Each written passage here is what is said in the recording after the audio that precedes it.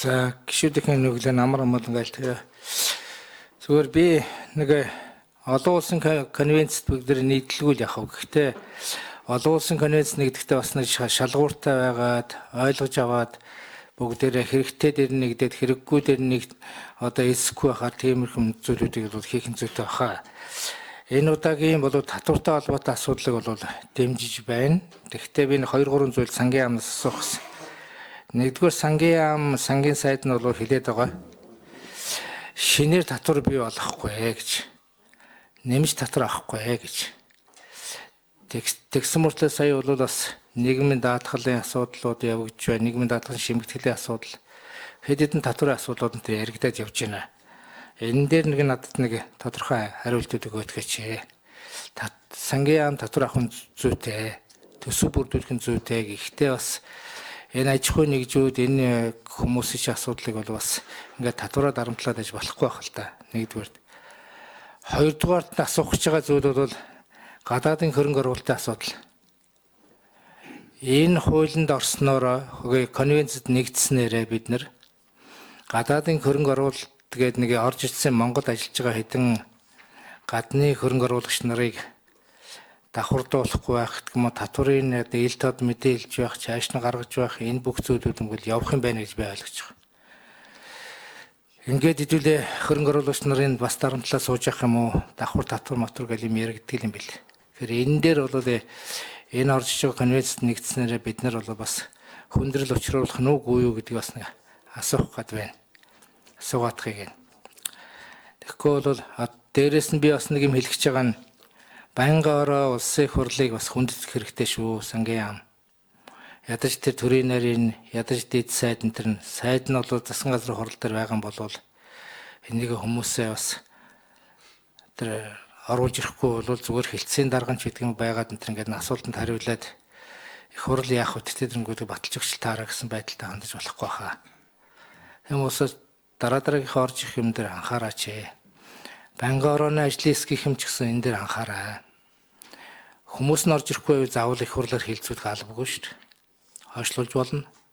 Тийм учраас энэ дээр бол хаанаа анхаарахгүй бол болохгүй байна гэдгийг би зүгээр хэлэх гэж байгаа. Тийм учраас надад түрүүнийг ярьсан хоёр зүйлийг бол тодруулаад өгөөч. Сангийн яам дахиад би хэлье. Шинээр татвар бий болгож болохгүй. Аж ахуй иргэдээ бол дарамтлж болохгүй аж ахуй нэгжүүдэд. Хоёрдугаарт нь бид нар бол татварын сая хуулийг оруулж ирэхдээ татварын баазын өргөтгий хүн болгон татвар төлдөг байг. Тэгэхдээ та нөхцөлийг бүрдүүлээ. Татварын хэмжээнүүд нь буулгая гэж ийм байдлаар бид нар сая оруулж ирж батлууллаа гэж ойлгож байгаа. Тэрэн дээр чинь бас яригдаад байгаа зүйлүүд байна. Ойлгохгүй зүйлүүч байх шиг байна. Дайлангуй гадны хөрөнгө оруулалтын асуудлууд хүртэл байж байна.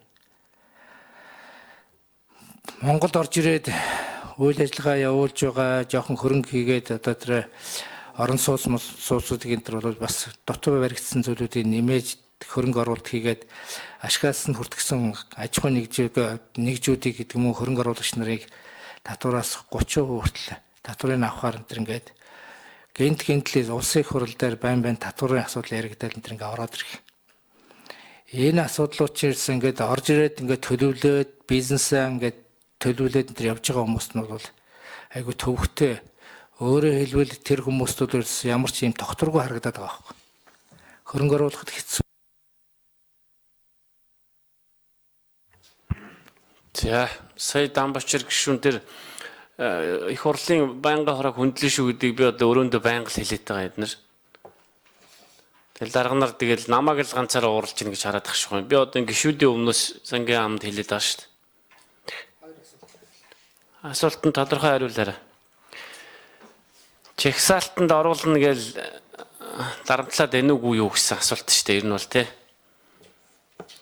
Ер нь одоо чагсаалтанд оруулна гэж дарамтлагдаг байгууллагууд их боллоо л гэсэн асуулт байна. Хариул тодорхой хариул. Уул нь Хөрлөбаатар сайд л хариулах хэрэгтэй. Би Хөрлөбаатар сайдыг орон гэхлээр нэх бусд хүн дуудаагүй юм л та. За 2 номерыг өгөх боогүй.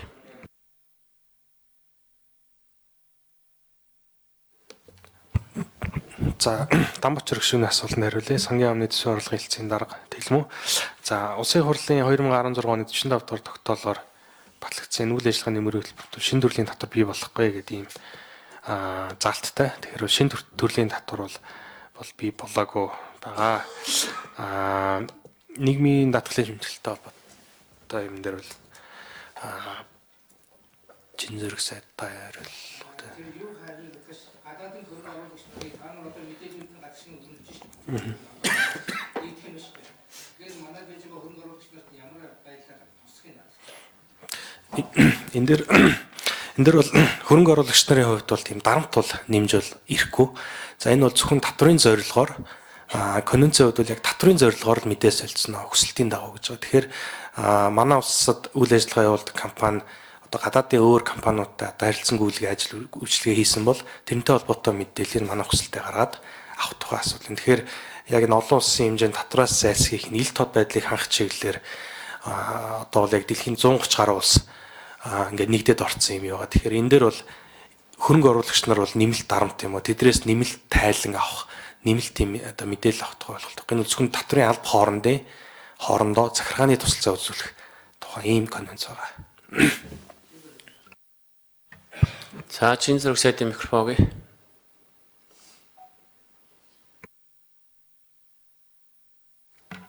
Засгийн газар өнөөдөр ээлжид хоролдоо хийж байгаа. Тэгээд ерөнхий сайдын Оросын холбооны ус хийх айлчлалын асуудал хэлцэхэд сангийн сайдыг зайлшгүй байлга гэдэг ингээд сая ерөнхий сайд хэлээ сангийн сайд ирч чадахгүй байх. Ерөнхий сайдын айлчлалын асуудал ярьж байгаа учраас хаалттай хоролдоонд хэлцэж байгаа. Тэгээд сангийн сайдын нэг сүлжээ сарин үйлч тавьждаг учраас бол утас нь холбогдож чадахгүй ирж амжихгүй байх шиг байна. Энийг гişүүдээс зөвөр ойлгох гэж бас хэлмээр хэлье. За ер нь бол нийгмийн даатгалын шимтгэлийг нэмэгдсэн. За энэ бол үндсэндээ нөгөө төрийн бодлогын залгамж чанар хадгалагдаад явж байгаа гэж ойлгож байгаа. Яагаад ингэж хэлж байгаа нь 2017 оны 4-р сард улсын хурал нийгмийн даатгалын тухай хууль тогтоомжид өөрчлөлт оруулаад олон улсын валютын сантай хамтарсан санхүүгийн өргөдгсөн хөтлөөр хэрэгжүүлэх болсонтой холбоотойгоор хөтлөөрт одоо бас орсон. Энэтэй холбоотойгоор нийгмийн даатгалын тухай хуулинд өөрчлөлт оруулаад өмнөх засгийн газар нийгмийн даатгалын шимтгэлийг 3 жилийн хугацаанд 2.5% нэмэгдүүлэх шийдвэр гаргасан байсан. Энэ одоо шийдвэрийг энэ засгийн газар бас өөрчилж бас чадахгүй явж байгаа. Яагаад ингэж юм гэхээр нийгмийн даатгалаас хамаарал бас өөрөө улсын төсвөөс татаас авч чадаа сангуучдаг алдагдaltaа сан 2019 онд нийгмийн даатгалын сан улсын төсвөөс 600 тэрбум төгрөгийн татаас авч чадаа бас үйл ажиллагаа явуулж байгаа. Цаашдаа бол нийгмийн даатгалын сангийн шимтгэлийг нэмэгдүүлэх замаар орлого одоо бас нэмэгдүүлнэ гэсэн юм бодлого бас баримтлахгүй байгаа. Нийгмийн даатгалд хамрагдсдын хүрээг одоо бас өргөдөх ёстой гэсэн юм бас байсвартай байгаа. Энэ бодлогын хүрээнд 2020 оноос эхлээд нийгмийн даатгалын хамар хөрөг нэмэгдүүлэхтэй холбоотойгоор малчид болоод хууль хөдөлмөрчдийн төлж чадаагүй шимтгэл нэг удаа нөхөн төлөвлөх хуулийг 2020 онд хэрэгжүүлэхээр ажиллаж байгаа. Ингэж чадах юм бол бас нийгмийн даатгалын хамар хүрээ нэмэгдэх байх гэж бол бодож байгаа. За гэхдээ бид нийгмийн даатгалтай холбоотойгоор өмнөх засгийн газрын гаргасан зарим нь бас нэг алдаатай иргэдийн зүгээс нэлээд бас шүүмжил дагуулсан асуудлуудыг зассан. Тухайлбал тэтгэврийн насыг жил тутам 6 сар нэмэгдүүлэх энэ одоо бодлогыг өөрчлөлт оруулсан. Монгол хүний дунд наслалт сүүлийн 20 жилийн судалгаар үзэх жилд нэг 3 сараар л одоо нэмэгдэж ирсэн ийм мэдээ судалгаа бол байдаг. Тийм учраас нэг жилд тэтгэврийн насыг 6 сар нэмэгдүүлэх нь бас иргэдэд хүндрэлтэй тусах юм аа гэж үзсэн учраас бол нийгмийн даатгалын сангаас тэтгэвэр авах иргэдийн тэтгэврийн насыг жилд 6 сар нэмэгдүүлэх асуудлыг нь 3 сар одоо болгож одоо бас өөрчлөх зарим одоо ийм алдаа бодлогын асуудлыг нь өөрчлөх юм одоо бас арга хэмжээ авч одоо байгаа гэдгийг хэлээ. Нийгмийн даатгал сангийн шимтгэлийн хэмжээг нэмэгдүүлэх бол шийдвэрийг бол бид нар энэ засаг өөрчлөлт оруулж чадаагүй. Нэгдүгээр олон улсын валютын сантай хамтарсан хөтөлбөрийн хүрээнд тохирсон асуудал. Хоёр дахь асуудал нийгмийн даатгал сангийн алдагдлыг бас нэмэгдүүлэхгүй байх хүрээнд одоо бас энэ бодлого хэвээр одоо бас үргэлжиж байгаа. За нийгмийн даатгал сангийн шимтгэлийг 18 онд 1%, 19 онд 0.5%, за 20 онд 1 одоо хуваар одоо ажил олгогчдод даатгуулагчдын шимтгэлийн хөвөг нэмэгдүүлсэн ийм л тооцоо хийсэн. Энэ шимтгэл нэмэгдснээр нийгмийн даатгал сангийн орлого 2016 онд 160 орчим одоо тэрүүн төгрөгөөр нэмэгдэх юм байна гэсэн ийм одоо тооцоолтойгоор 2020 он төсвийг одоо боловсруулад их хурал дээр хилцэж байгаа гэсэн ийм одоо тайлбарыг өгмөр байна. За Дамбач шүү. 1 минут тодруулъя.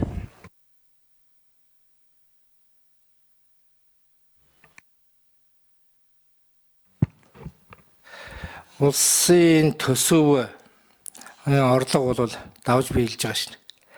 18 онд 1.80-д 200 тэрбумаар давж биелсэн. 19 оны одоо байдал бол бас давж биелэхээр харагдаж байгаа.